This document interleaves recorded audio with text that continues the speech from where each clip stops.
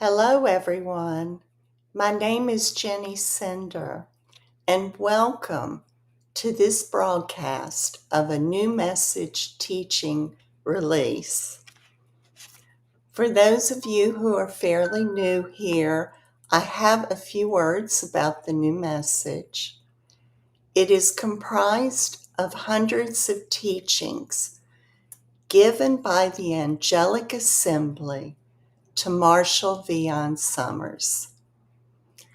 These teachings speak to all aspects of our lives, from the very practical to the deeply spiritual, and how to bridge the two.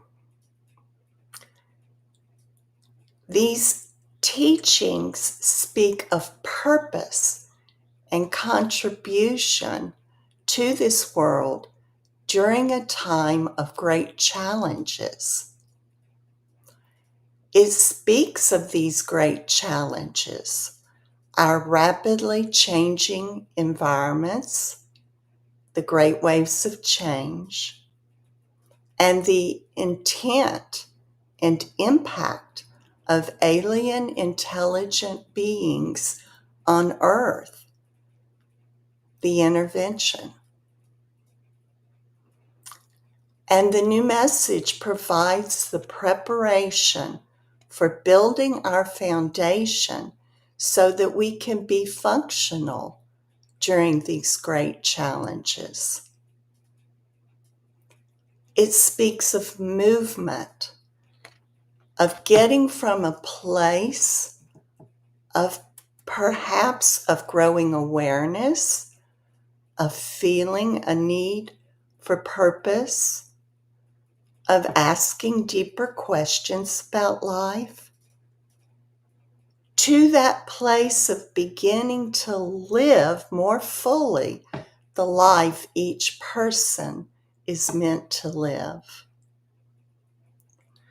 The new message provides the preparation for that process, that journey to happen.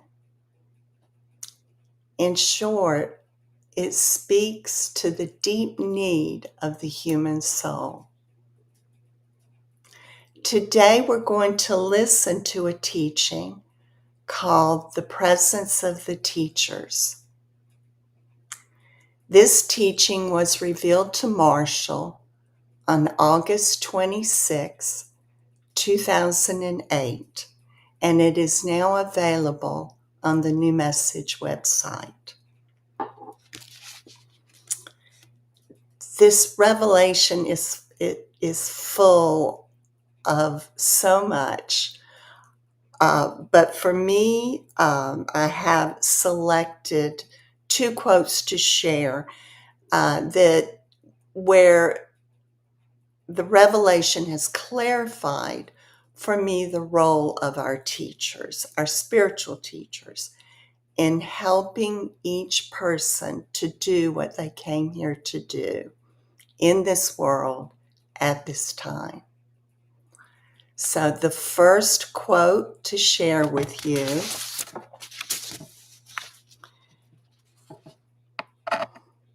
your teachers are here to help you build a bridge from your worldly mind to the deeper mind that God has placed within you.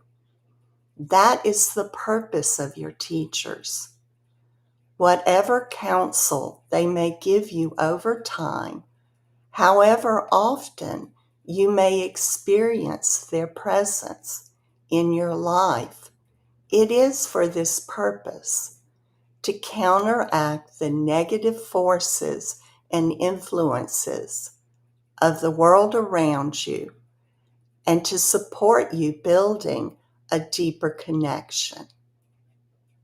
Or, said in other words, to help you get up the mountain of life so that you can see the truth beyond the tops of the trees, beyond the obstruction of the landscape. You can rise high enough to see clearly.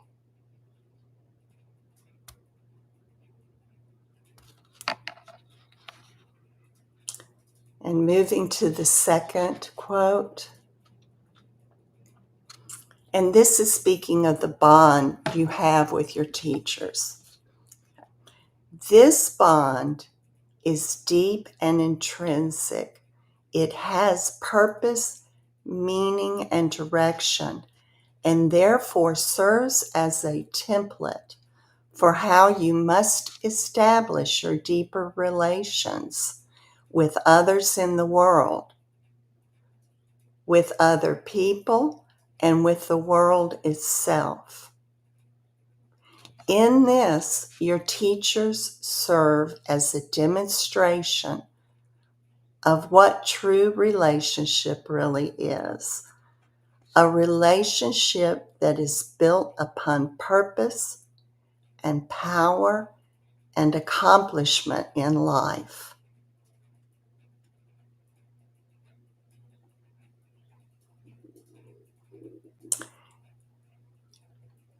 And now it is time to experience this revelation.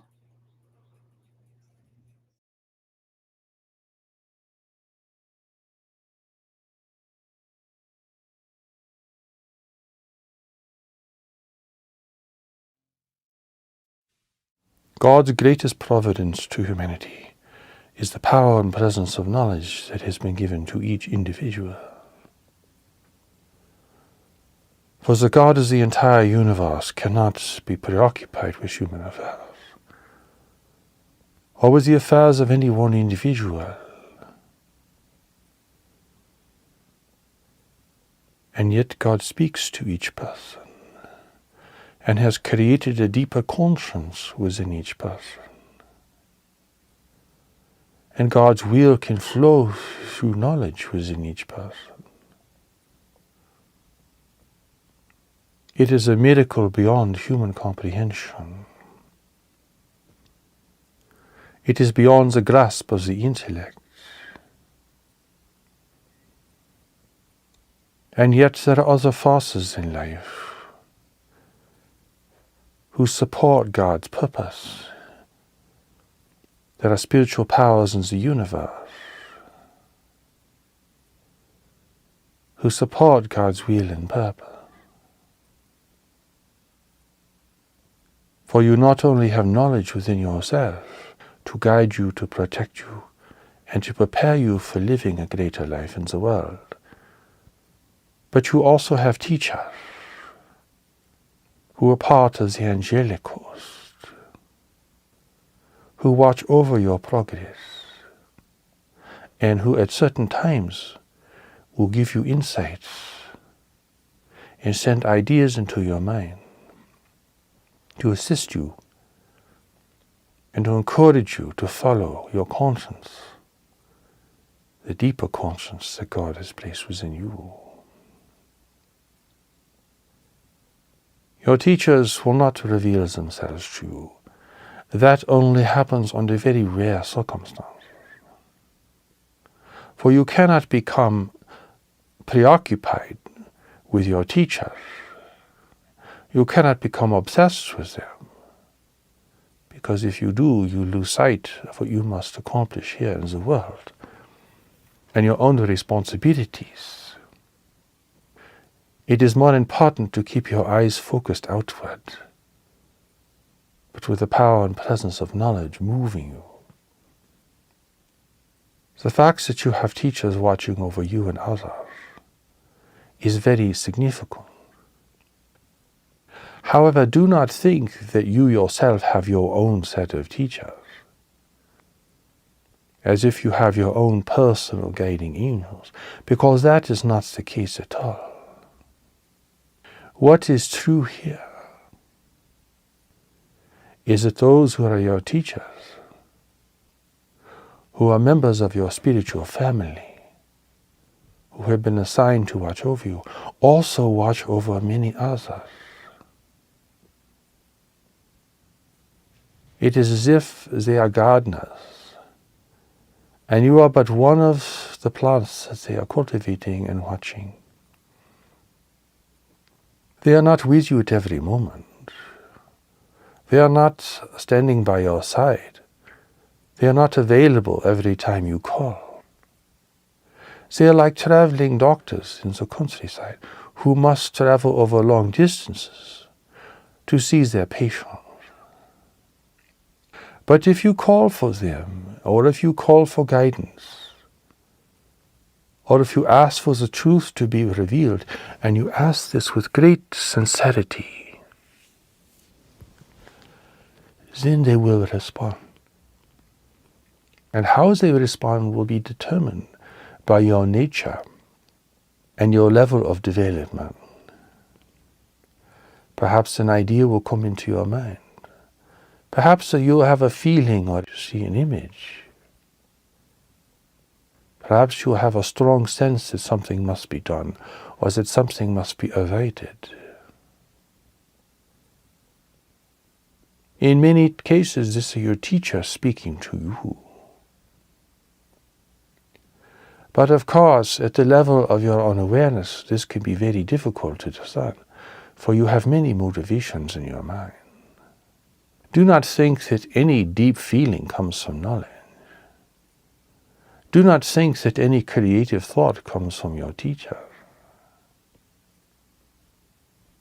Until you can gain a higher position on the mountain of life and see the panorama more clearly, then it will be difficult and even impossible to really tell the difference. But there is a difference. What knowledge indicates for you has a consistency to it. It is not dependent upon your moods or feelings or emotions or the circumstances of your life particularly. If you have known you need to do something and you have not done it, the feeling will continue every time you re-experience it. It does not vacillate. It does not change. Whereas your desires are always shifting. They are moving from one thing to another. Even if you are obsessed with a person or a situation, it is still very temporary. It is the calmness and the consistency of knowledge that is one of its hallmarks, that distinguishes it from all the other forces and ambitions and persuasions in your mind. People often associate conscience with guilt. They have experienced having a guilty conscience. And because of this association, people may want to avoid the whole area of conscience altogether because of this association. Because they do not want to feel guilty. They do not want to suffer. While it is true, if you do something that violates your nature or that goes against knowledge, yes, you will feel guilty. But really here it is a sign that you are moving in the wrong direction. It is a flag that comes up to tell you that you are about to make a serious mistake. It is a protection for you. And of course, when you are doing something that really is right for you, and that resonates with knowledge deep within you, then you will feel good, you will feel lighthearted, you will feel strong, you will experience your own integrity. These are all referring to a deeper conscience within you, the conscience of knowledge. This is very different from the kind of conscience that your own social conditioning has created. If you do not follow the mannerisms of your culture, you feel guilty. Well, that is a conscience that is created by your culture and has nothing to do with knowledge within you, or the deeper conscience of knowledge that God has placed within you to be your guide and beacon. If you do not follow the social customs of your tribe or nation, and you feel awkward and uncomfortable and guilty, this is not about knowledge. But if you do something harmful to yourself or to others, or if you do something that violates your deeper nature and you feel discomfort and guilt, that does have to do with knowledge. That is knowledge telling you, do not do this. This is not right for you or for others. This goes far beyond whatever your social conditioning has dictated to you over time. It is an entirely different experience. Those teachers who are assigned to you are part of the angelic course, but they have great responsibilities. They are watching over hundreds of individuals. They are not your personal attendants. You cannot abide with them whenever you want. They do not sit on your shoulder all day long and whisper into your ear. There are many fanciful notions about angels. Thinking that angels are lovely little women who float around shooting arrows of love into the hearts of people. That angels are ethereal and gentle and feminine and sweet. This is a fantasy, completely. Your angels are both male and female, are powerful, are strong, are forceful. They can be very confronting to you. They are not always gentle. They do not always seem to be kind and reassuring. If you want a babysitter, well, then you have to use your imagination.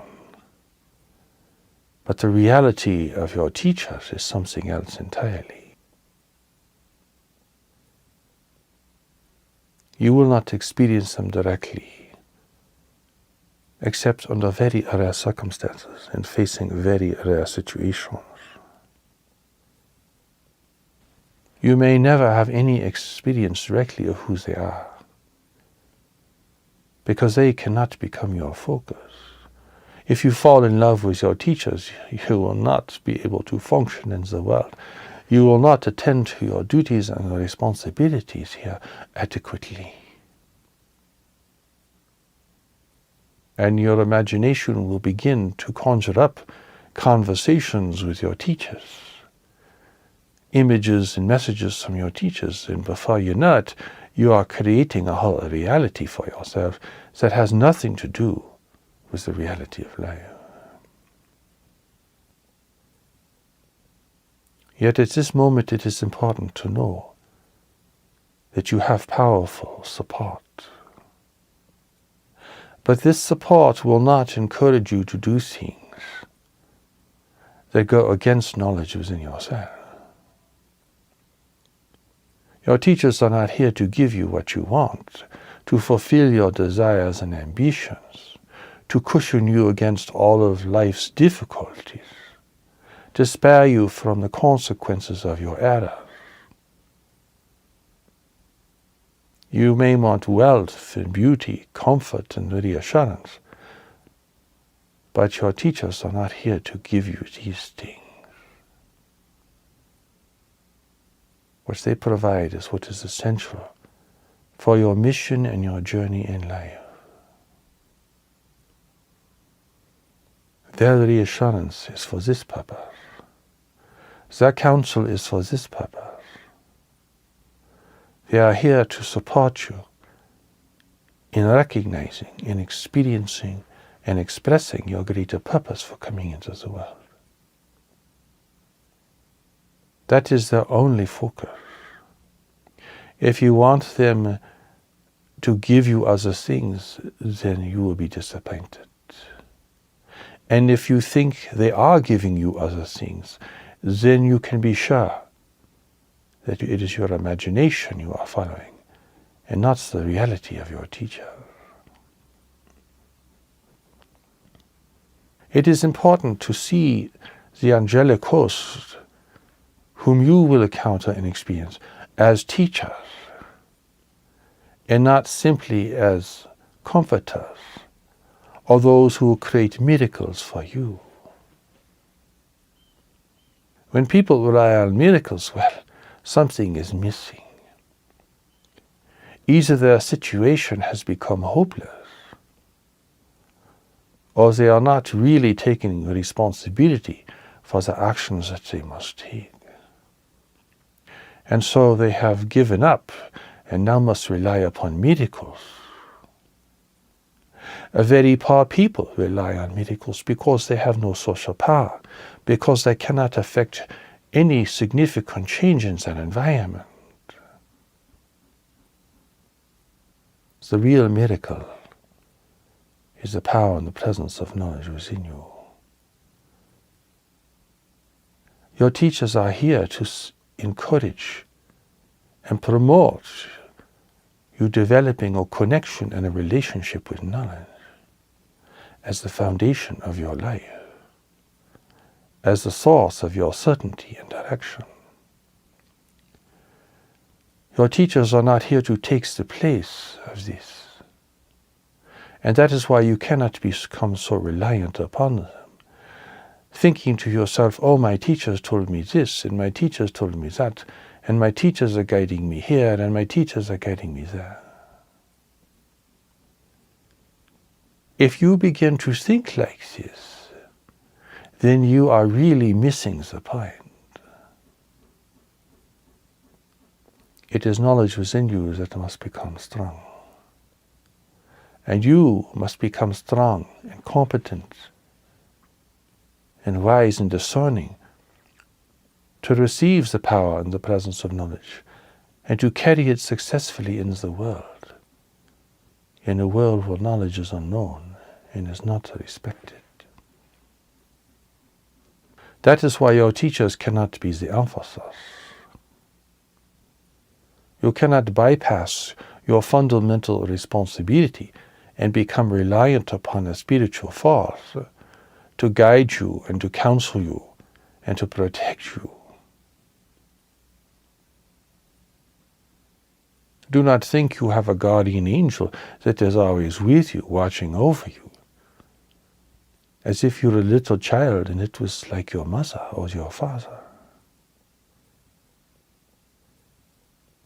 Well, real teachers have many responsibilities and many individuals to watch over. It is as if you were all babies in a vast nursery and they were watching over all of you to see how you are doing and coming along, and giving individuals encouragement when that is needed. But never think that your teachers will replace knowledge as a source of power and guidance in your life. For that will only be confusing and will mislead you. There are many forces beyond your visual range. There are presences that you cannot touch, but whom you can feel. You can feel the presence of your teachers. And that is one of the indications that they are near you. But they will not come too close to you, because if they do, their presence would overwhelm you. And that could frighten you and even terrify you. They will remain at a distance, because they are powerful, far more powerful than you are at this moment. You cannot have a love affair with them. You cannot project onto them everything you really need from other people, or you will not recognize your real responsibilities here. Your teachers are mentoring you, but at a distance. Careful not to come too close, or to exert too great an influence over you. It is true they may speak directly into your mind at times of great crisis or decision, but these are rare occurrences. You have an intrinsic connection with your teacher. Even if they are far away and not in your proximity, it is as if you have a line of communication to them always. And yet, as in so many other things, people have much confusion and misunderstanding regarding the angelic presence. People claim that their teachers or their angels have told them this, or guidance to that, but you would really have to use a deeper discernment to tell the truth from the falsity in these claims. That is why it is better not to tell other people about your experiences of your teacher. It is extremely personal and is meant for you. Perhaps only your spouse or partner, or someone who has been a long-standing student of knowledge, with whom you are closely aligned, only then would it be appropriate to talk about your experiences. It should never be part of a casual conversation. And you should never reveal these experiences to a stranger. When you do this, you lose part of the power and the potency of your initial experience. Do not use this as a way of connecting with other people or impressing other people or even trying to help other people. Because in truth, whatever experiences you have had with the presence of the teacher still remains mysterious and beyond definition. If you treat it in a casual way, it loses mystery and power for you, and you lose reverence for it. Therefore, be discreet. Do not share your deeper experiences casually with anyone. Save that for people with whom you have a deep and long-standing bond. People who can really appreciate the nature of this deeper experience and contact. Complicating this situation even further is the extraterrestrial presence in the world today, which is trying to speak into people's minds, trying to disguise itself as spiritual agents, as enlightened beings, as redeemers for humanity. If they have access to your mind, they will project thoughts and images into your mind, because that represents power in the mental environment. That is their power, the power of persuasion. They do not have military power. They cannot use force in the world. And so they rely upon influence. And for individuals that they have captured, whom they have turned to their purpose, they will have immense influence. This is why the new message from God emphasizes the power and presence of knowledge, because knowledge is the only part of you that cannot be deceived, that cannot be manipulated, that cannot be controlled by any force, be it worldly or from beyond the world. You do not yet realize the importance of knowledge. It is not merely a source of wise counsel for you. It is not merely a part of yourself that is reliable and that can see clearly.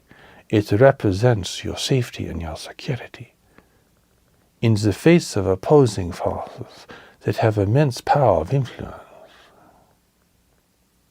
over the minds of so many people in the world today. Living in physical reality is living in an environment of opposing forces.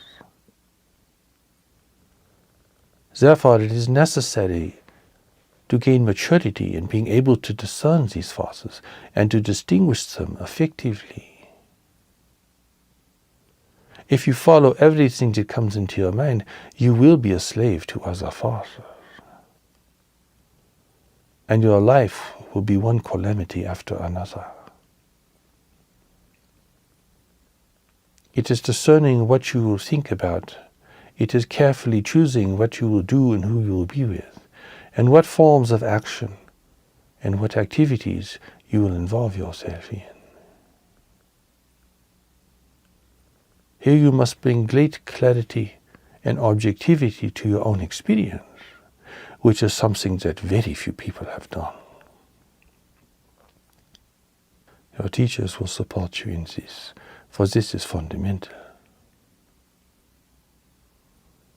Do not then clamor for miracles, or tell yourself that you are being guided in all things, for that is a fool's assumption. In fact, operating in life at this time is functioning in environments with many hazards and many difficult choices. There are many influences, both human and otherwise, that could easily lead you astray, encouraging activities and associations that would be very harmful to you and that would distance you from your own power and your own discernment, from knowledge within yourself. It is not that you should be fearful in entering the world, but cautious and discerning, watchful, and as objective as you can be.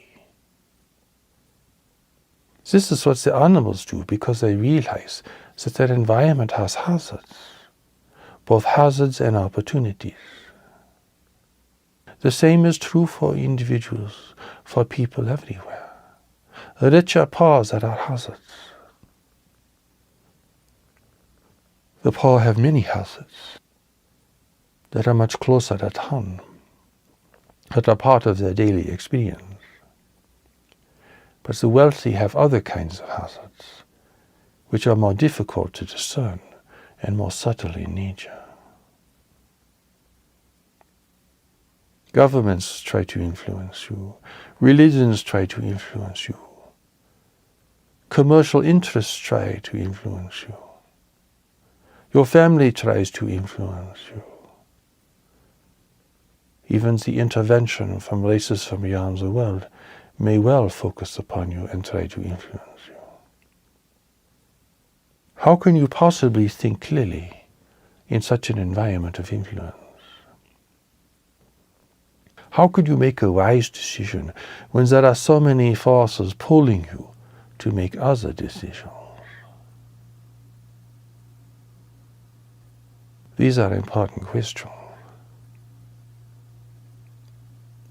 They come back to the fundamental problem. The fundamental problem is that you are not yet connected to knowledge. And so you are therefore subject to the whole range of influences in your environment, and to the power and persuasion of the social conditioning that has been drilled into your mind since the day you were born. You will be a slave to these forces, and are already, until you can gain access to knowledge and secure your liberation. For knowledge is not bound by any of these things. And knowledge is immune from even the most powerful persuasions in the universe. It is part of God within you. But it does not think like your mind thinks. It does not compare and contrast. It does not judge and evaluate. It does not criticize and condemn. Knowledge within you moves towards certain things and away from others, without condemnation. Your teachers are here to help you build a bridge from your worldly mind to the deeper minds that God has placed within you. That is the purpose of your teachers. Whatever counsels they may give you over time, however often you may experience their presence in your life, it is for this purpose, to counteract the negative forces and influences of the world around you, and to support you building a deeper connection.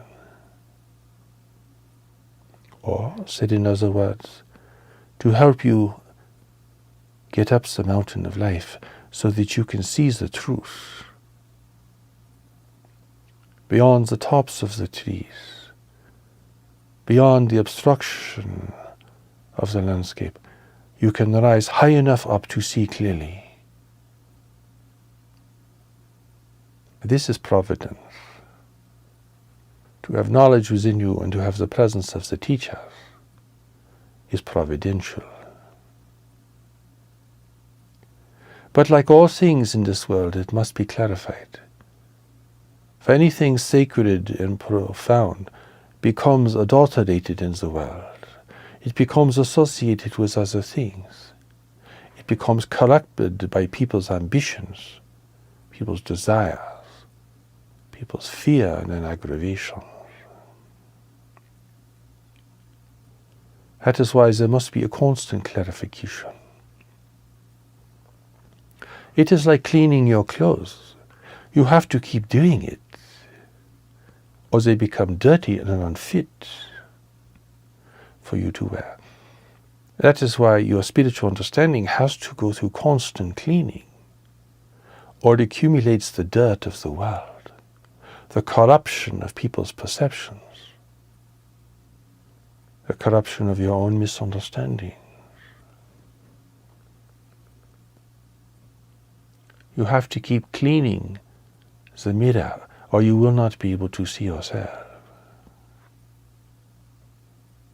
You have to keep cleaning your windows, or you will not be able to see out of them with any degree of accuracy. You have to keep clarifying and purifying your spiritual awareness and understanding because of the corruptive powers of the world, and now even the corruptive influences of those races from the universe who are here to take advantage of a weak and divided humanity. You are living in a world of opposing forces. That is what distinguishes physical life from your ancient home, from which you have come and to which you return. That is a reality where there are no opposing forces. But here in the world there are opposing forces, and you must discern them correctly. Here is it important not to study evil, for evil is seductive and loves to be studied.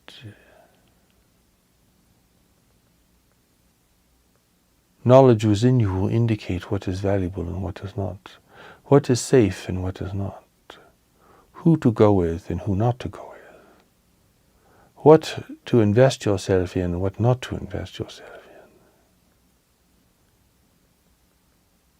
Without knowledge, you would be attracted by certain things. You would be intrigued by certain things. You would be drawn to other things. You would become attached to people and to places and to possessions that do not represent your real destiny and purpose in the world. And you could spend a lifetime trying to fulfill yourself through these people, these places, or these things without any chance of success. Such is the tragedy of human experience. The pathway is difficult because there are so many other attractions, and there are so many other compelling forces, appealing to your desires and to your fears. attracting you with charm, beauty, and wealth, or terrifying you with violence and evil intent. Only knowledge can keep you focused on the pathway you must follow. And your teachers are here to help guide you to do this, and to provide extra insurance, and to provide the reality that you are not alone in your greater mission in life. Even if there is no one else with you in this, even if you have not found yet your real allies in life, those who will share a greater purpose and mission with you, you have your teachers, because you are not alone. God would not send you into such a difficult environment without great assistance. You have this great assistance.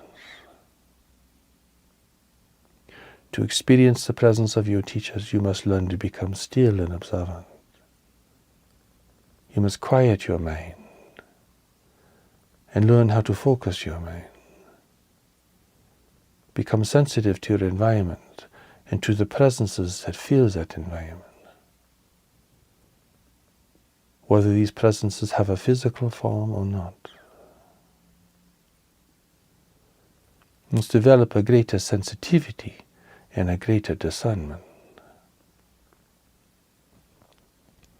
The new message from God has provided the training and steps to knowledge to enable you to build this sensitivity and awareness. It is very important. Without this, you will be driven by your fears and desires and pulled along by the intentions of others, swept along in the tide of human obsession and human compulsion. You are not alone in your greater journey. You have powerful spiritual forces to assist you. But they can only assist you if you are moving in the right direction. They can only give you what they are sent here to give you, not to give you what you want or what you may desire of them. They represent a greater set of relationships, both within and beyond this world, that represents your spiritual family, your working group.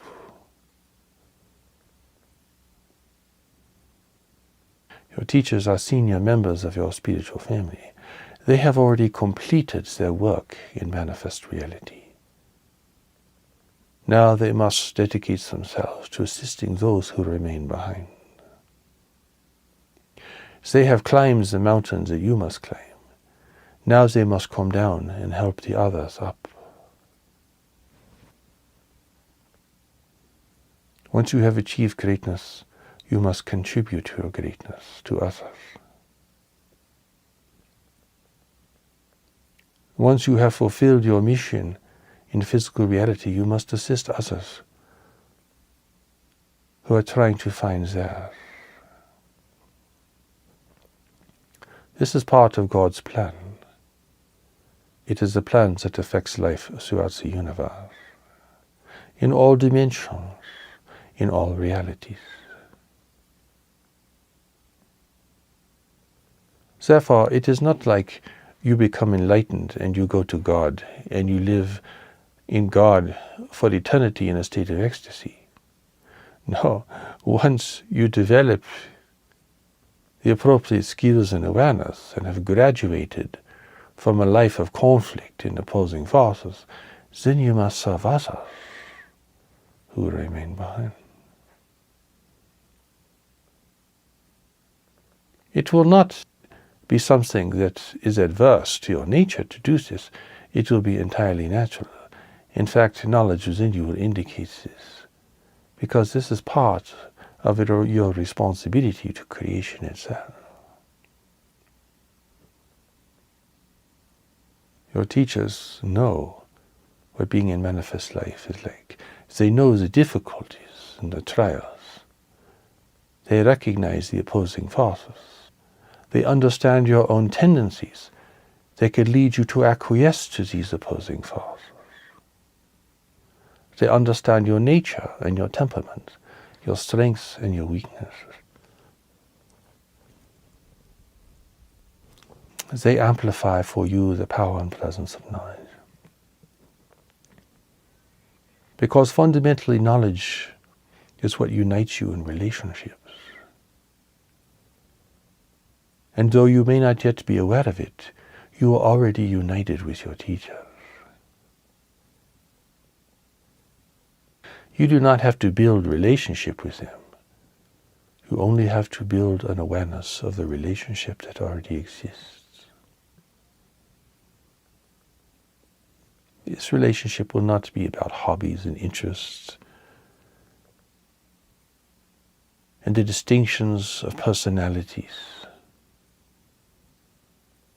It will not be about all the trivial things upon which people build their sense of themselves and their associations with others.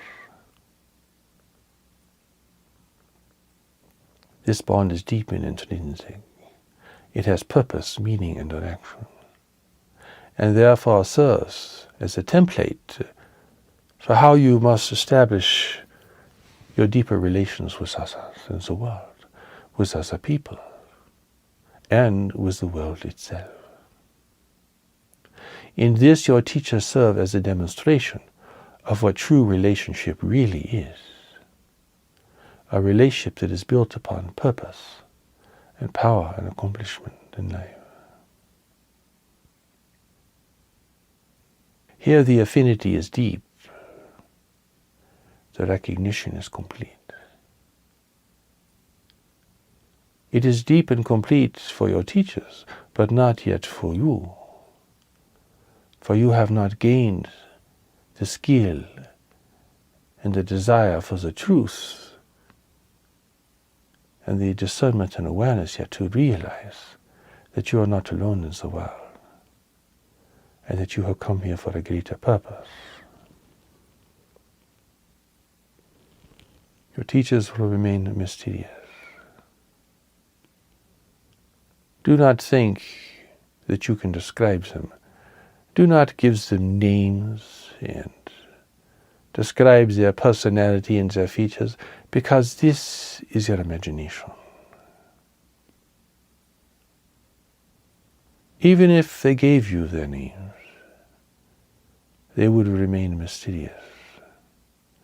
Because if they are mysterious, they can have greater influence and provide greater assistance to you. They are not part of your circle of friends. You do not have a casual relationship with them. You do not have a superficial relationship with them. They are very serious in their intent.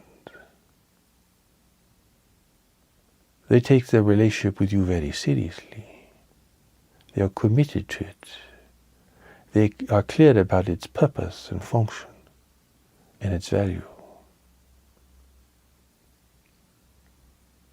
It is their intention that over time that you will regard this relationship in the same way, and that you will build relationships with other people that have these fundamental qualities.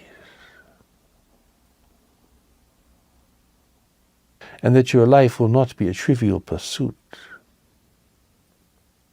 but a deep and meaningful engagement. In reality, there are no chosen people. God does not favor one group over another. God does not bless one and deprive another. Many people pray for things that would deprive other people. They pray for these things without realizing this. God, give me these things that I want. Give me wealth and comfort. But they have no awareness that their prayer might actually deprive other people or create great difficulty elsewhere beyond their awareness. That they want from life things that could upset the balance of life and cause great distress elsewhere for others. Certainly, if your life is endangered, you call out for help. Certainly, if you are facing real deprivation, you ask for assistance and for support. Certainly, if a loved one is in danger, you ask for protection and for renewal for that person. If your nation is facing threat of aggression, you pray for peace and for restraint. These are all genuine requests, and they are served by the angelic presence. Service to humanity and to all other races in the universe are carried out by the angelic presence that is assigned to their respective worlds. That is why your notion of angels and even of heaven is so ridiculously limited to a human reality that you cannot really conceive of it accurately. Heaven is full of foreigners. Would that still be heaven for you if it was filled with other beings who did not even look like you? Or would that make you feel uncomfortable, arousing suspicion and judgment and prejudice within you? It's not like every race gets to have its own unique heaven. Whereas there is a heaven for human beings, and then there is a heaven for all these other races, millions and millions of heavens. That is why the journey before you is great and long. Even beyond this life, it continues.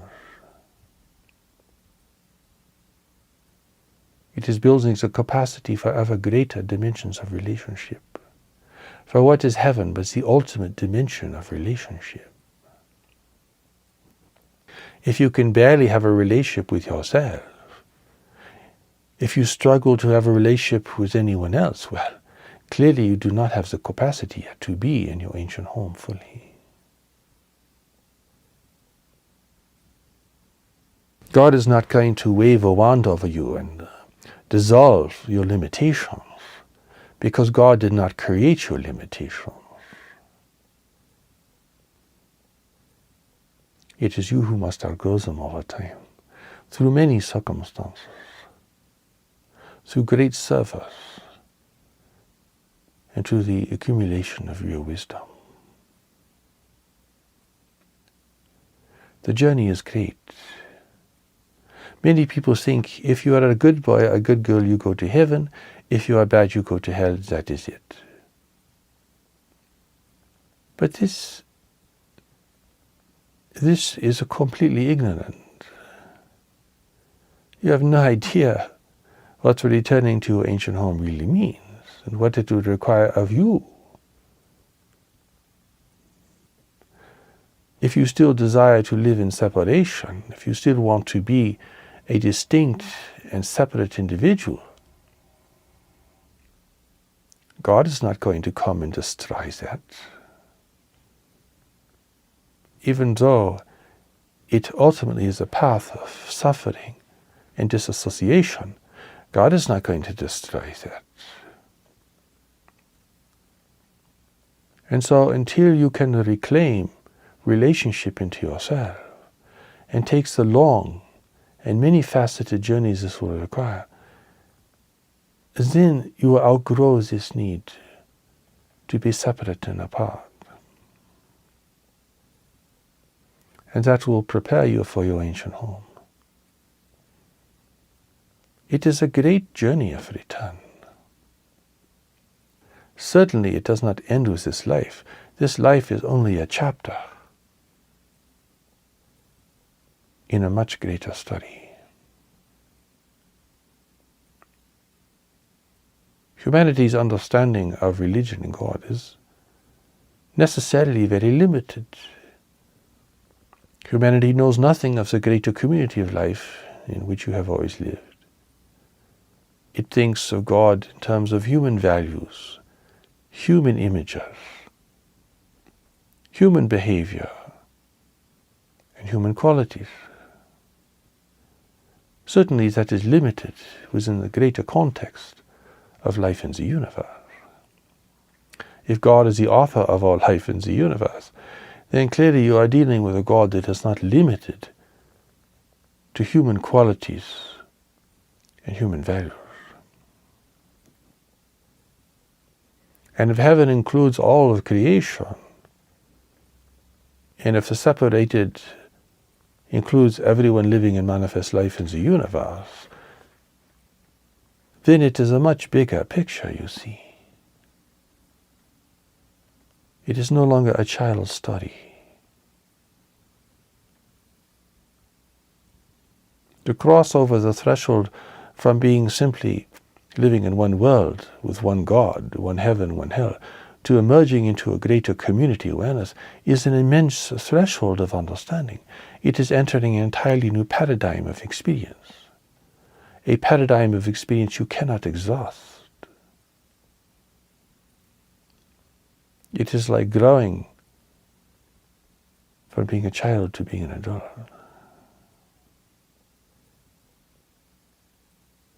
Journey before you is great and long, with many stages and many chapters. Each is necessary and significant. But this should not concern you now. For your mission is to establish a foundation in this world, a stable foundation, built upon the pillar of relationships, the pillar of work, the pillar of health, and the pillar of spiritual development. It's the 4 pillars of your life. The new message from God reveals what these 4 pillars mean and how they can be cultivated. You are here for a greater purpose. It is this purpose you must begin to discern and to discover, to experience and to express. And that will require many stages and many changes in your life. It will require relationships of a higher nature, relationships that represent your higher purpose. It will require you developing a deep and profound connection with knowledge, and to be able to receive the counsel of your teachers so that you may make progress, and so that you may not be pulled away or obstructed by the opposing forces in this world. Providence is in you and with you and all around you, waiting to be experienced, waiting to be followed, waiting for you.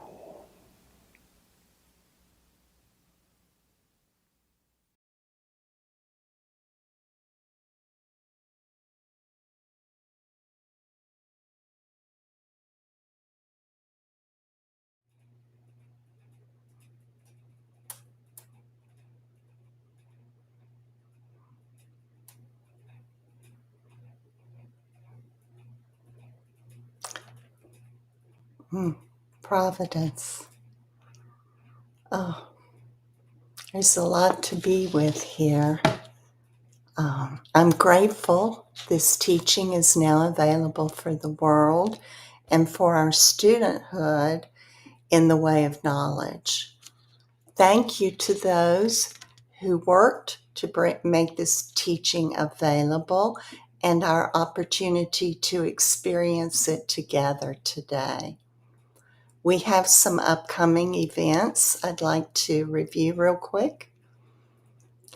In 2 weeks, on Saturday, June the 15th, Marshall will be giving a teaching at 9 a.m. Mountain Time, Boulder Time.